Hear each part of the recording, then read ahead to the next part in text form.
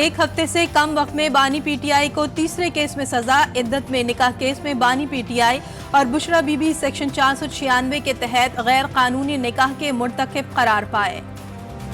Senior civil जज कुदरतुल्लाह ने फैसला सुना दिया। दरख्वास्त में खावर मानिका के इल्जाम साबित करने में कामयाब रहे बानी पीटीआई और बुशरा बीबी को 7 साल कैद और 5 लाख रुपए जुर्माने की सजा सुना दी। इद्दत में निकाह का केस 25 नवंबर को बुशरा बीबी के साबिक शौहर खावर मानिका ने दायर किया। मौक़िफ़ अपनाया। चेयरमैन पीटीआई ने पीरी मुरीदी की आड़ में उनका घर तबाह कर दिया और दौरान इद्दत बुशरा बीबी से गैर शरई निकाह किया।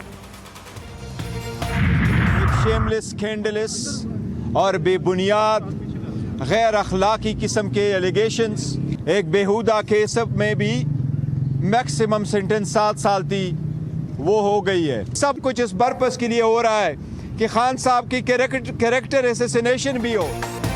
ये ऐसा केस है जिसका सर है ना पांव। ये केस सियासी बुनियादों पर शुरू किया गया। 24 घंटे ट्रायल करके केस का फैसला सुनाया गया। जिसकी तवक्को की जा रही थी वही हुआ।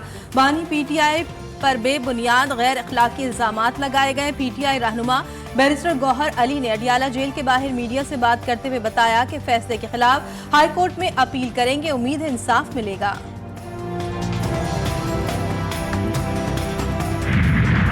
मियां साहब 4 बार वजीर आजम रहा, मगर इसलिए कि उसने कभी सिंध पे इत्तेहाद नहीं दी, कभी सिंध में काम नहीं किया, तो आज वो उस पोजीशन में है नहीं कि वो किसी को कहे कि मेरा शेर पे इलेक्शन लड़े। अवाम से सियासी नहीं मोहब्बत का रिश्ता। बिलावल भुट्टो के नवाज शरीफ पर लफ्जी वार। बोले एक शख्स खुद को 4थी बार मुसल्लत करने की कोशिश कर रहा है। वो इतनी गलत बयानी कर रहा है कि थरकोल मंसूबा उसने दिया। मियां साहिब 3 बार वजीर आजम रहे लेकिन कभी सिंध में काम नहीं किया। सोशल मीडिया पर तूफाने बदतमीजी मचाकर कहते हैं यूथ हमारे साथ है। ये जो जलसे में मौजूद है यही असल यूथ है। मुस्लिम लीग नून के कायद मियां नवाज शरीफ का गुजरावाला में जलसे से खिताब का, जब तक नौजवानों को बाइज्जत रोजगार नहीं मिलता चैन से नहीं बैठूंगा।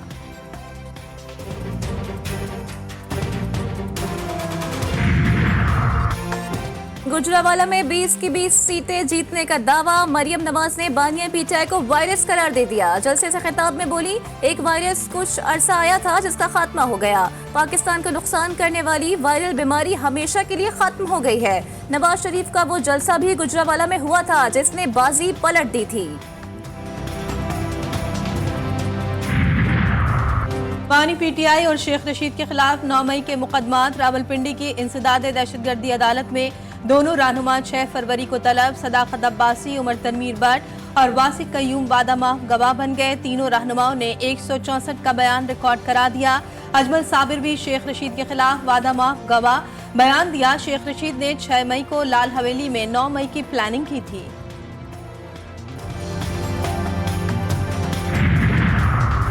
इंतशार फैलाने, धमकियां देने और अवाम में खौफ व हिरास पैदा करने का इल्जाम। बानिया पीटीआई की हमशीरा अलीमा खान आज पेश न हुई। एफआईए की जानिब से एक और तलबी का नोटिस जारी। एफआईए काउंटर टेररिज्म विंग में 6 फरवरी को दिन 11 बजे बुला लिया।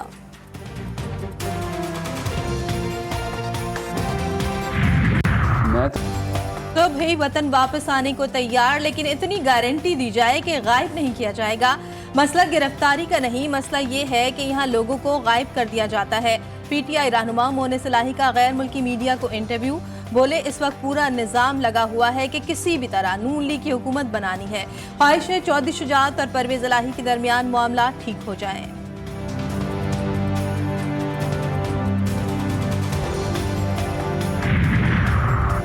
सियासी जमातों से इंतखाबी निशान वापस लेने से मुतालिक इलेक्शन कमीशन का दायरे इख्तियार दुरुस्त करार।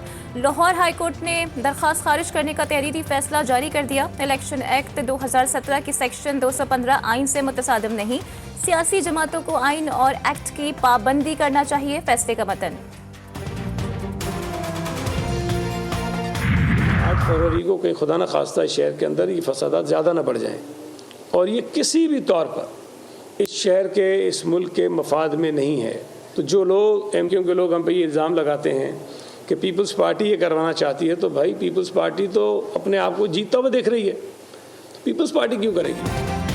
फसादात किसी के मुफाद में नहीं। जिन्हें इलेक्शन में शिकस्त नजर आ रही है वो ऐसी हरकतें कर रहे हैं। सियासी मफादात के लिए शहर को तशद्दुद की आग में नहीं धकेलना चाहिए।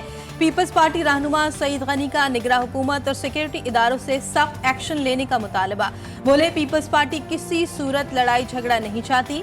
नाज़िमाबाद वाक़े की अदालती तहकीकात हो जाती तो हालात इतने खराब न होते।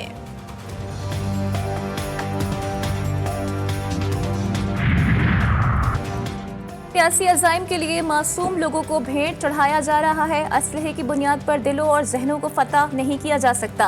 MQM रहनुमा फैसल सब्जवारी बरस पड़े। बोले पीपल्स पार्टी ने सिंध सेक्रेटेरिएट को सिंधी सेक्रेटेरिएट बना दिया है। कराची पुलिस चीफ जवाब दें कि लाशें किसके खाते में जाएंगी।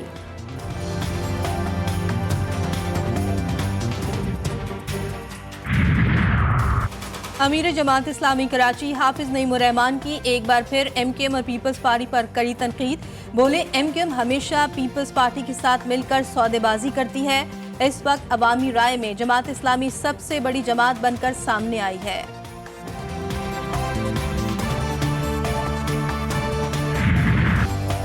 निगरान हुकूमत का जाते जाते अवाम पर महंगाई का वार। एक माह के लिए बिजली 4 रुपए 56 पैसे पे यूनिट महंगी कर दी गई। नेपरा ने नोटिफिकेशन जारी कर दिया। सारिफीन पर 39 अरब 80 करोड़ रुपए का इजाफी बोझ पड़ेगा कि इलेक्ट्रिक और लाइफ लाइन सारिफीन पर इत्तलाक नहीं होगा। दहशतगर्दी के खदशात। CTD के पंजाब के मुख्तलिफ शहरों में ऑपरेशन। 5 दहशतगर्द गिरफ्तार। धमाका खेज मवाद, 2 IED बम, 10 डेटोनेटर, असलहा और नकदी बरामद। कार्रवाइयां मियाबाली, हाफिजाबाद, उकाड़ा और जहलुम में की गई।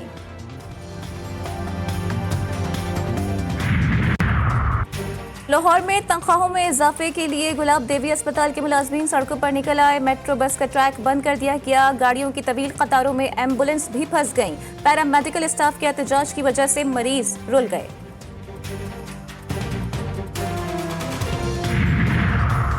पंजाब में नमूनिया का जानलेवा वार। मजीद 8 बच्चों की जिंदगियां निकल गया। रबा साल अमवात की तादाद 311 हो गई।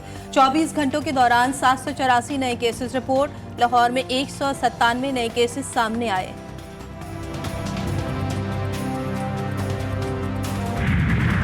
गजा में इसराइली बर्बरियत जारी। जंग को 120 रोज हो गए। 24 घंटों के दौरान मजीद 118 फलस्तीनी शहीद। तादाद 28,000 के करीब पहुंच गई। अक़वाम मुत्तहिदा के मुताबिक हमलों में 17,000 बच्चे अपने खानदानों को खो चुके हैं।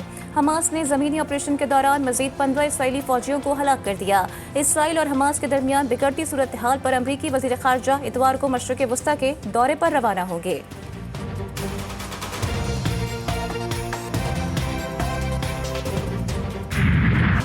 अमरीकी फौजी अड्डों पर ड्रोन हमले का जवाब। अमरीका के शाम और इराक में 85 से जायद अहदाफ पर हमले।